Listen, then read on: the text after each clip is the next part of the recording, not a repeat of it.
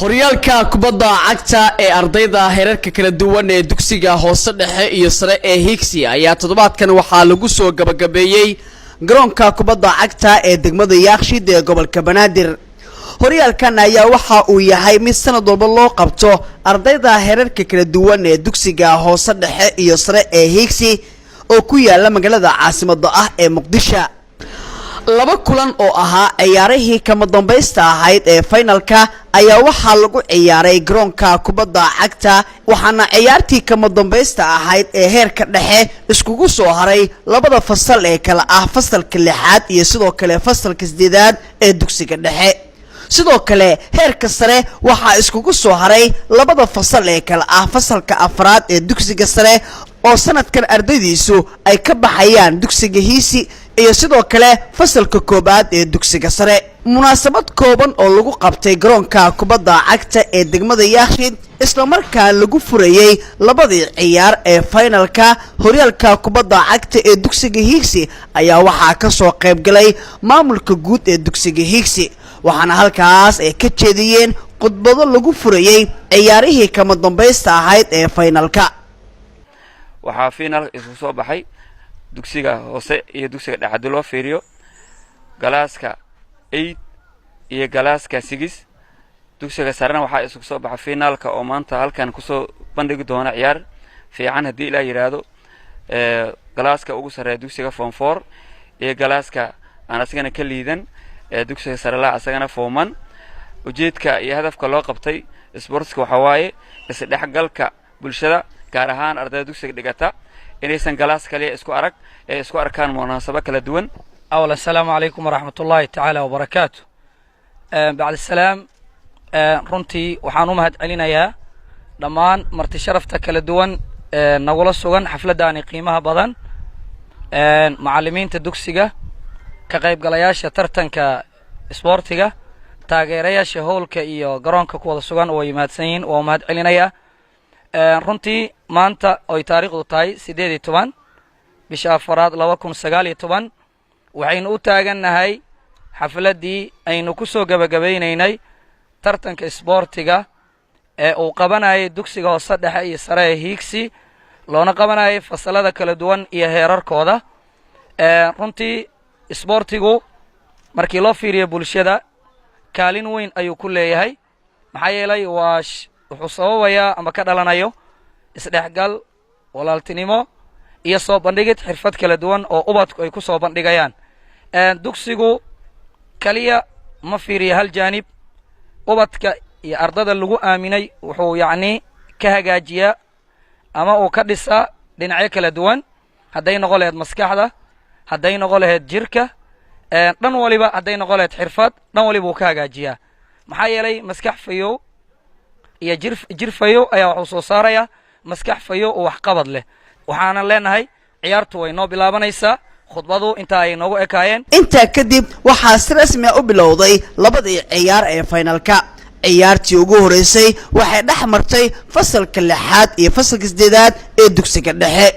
labada fasal oo uu ka dhaxeeyay xifaaltan xagga waxbarasho iyo kan kubadda cagta ayaa soo bandhigay ciyaar ay aad u jeclaysteen maamulka sare ee dugsiga Higsi waxaana waqtigii loogu talagalay ciyaarta fasalka 6aad iyo 8aad ay ku soo dhamaatay garbasiman. gool kulaadii loo dhigay ayaa guushu waxay raacday ardayda fasalka 6aad ee dugsiga dhexe kuwaas oo tartankii finalka kaga guuleystay ardayda fasalka 8aad.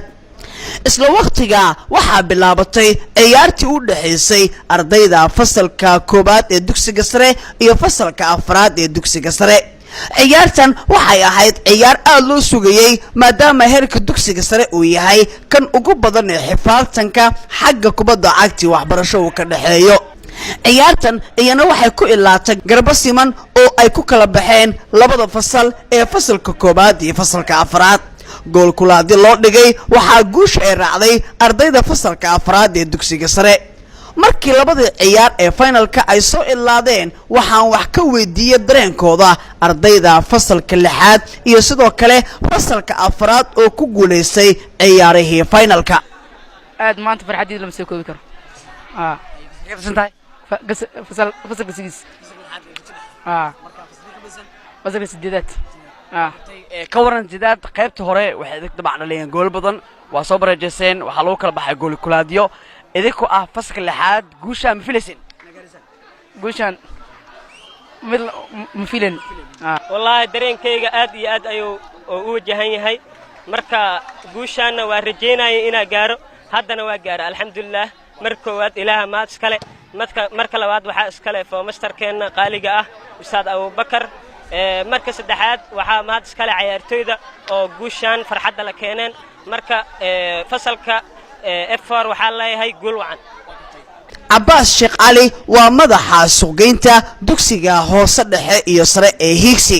waxa uu ka warbixiyay muhiimadda ardayda dugsiga Hiigsi uu leeyahay horyaalka kubadda cagta ee dugsiga dhammaan ka soo qaybgalayaasha barnaamijka oo ugu horeeyo Raja Cable TV dhammaan macallimiinta maamulka ardayda qaybaheeda kala duwan tartankan ka qaybgalaysay waxaan ku salaamayaa salaanta islaamka assalaamu calaykum waraxmatullaahi wabarakaatuh magacaygu waa Abbas Xuseen Cali kamid ah macallimiinta iskuulka Hiigsi Primary and Secondary School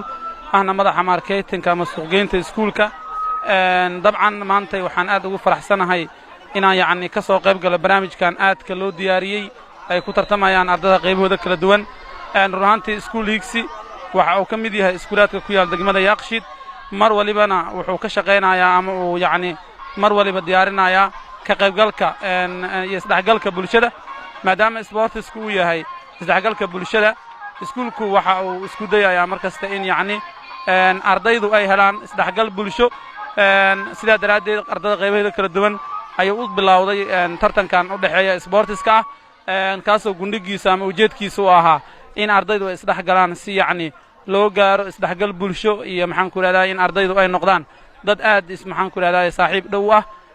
inta kadib maamulka sare ee dugsiga hoose dhexe iyo sare ee Hiigsi ayaa ardayda fasaladii galay kaalmaha koobaad iyo labaad waxaa lagu abaalmariyay koobab qurux badan oo ay dhigeen maamulka sare ee dugsiga hoose dhexe iyo sare ee Hiigsi